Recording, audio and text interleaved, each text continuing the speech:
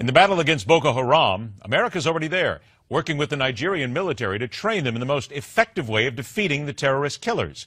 But the effort won't go far unless the Nigerian government can fend off opposition in their own country, and that means a protracted war against Boko Haram. Our guest is a lawyer specializing in criminal law, international law, and is also professor of international criminal law at the University of Amsterdam. Goran Sluter joins us today. Goran, thank you so much for being here. It's a pleasure. Good afternoon.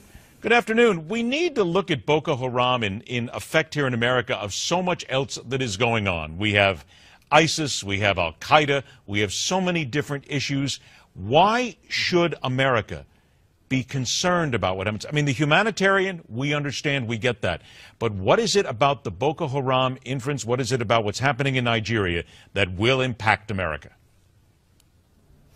Well, Nigeria is a huge country. It's the biggest democracy in Africa with almost 200 million people. If it's getting destabilized, it will have consequences for U.S. interests. Also economically, there's a lot of oil in the south.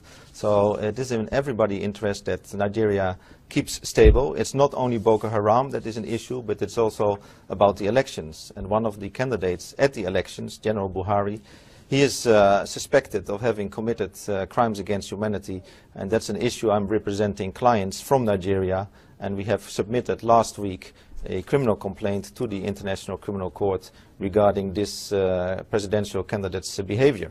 When we talk talk about many of these issues are not known in Europe or in the United States. Well, you're right, it's all a matter of degree, but in this case there's clear and consistent evidence that during the last elections in 2011, this candidate incited to violence against the supporters of the other candidates during these elections, and this has resulted in 800 persons being killed and 65,000 persons being displaced. And even according to African standards, in the African context, these are massive crimes, and this person should be held accountable for these crimes.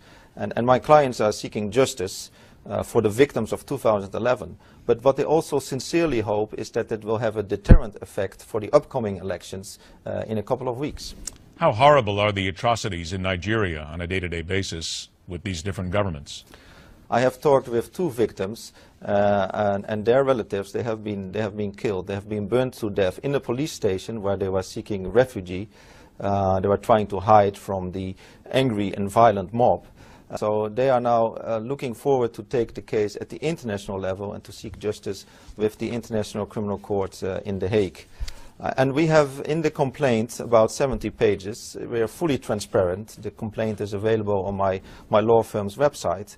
We have set out in detail the evidence of this candidate, General Buhari, who has incited in speeches to commit horrible crimes against his opponent's supporters. He wanted to win the election at all costs.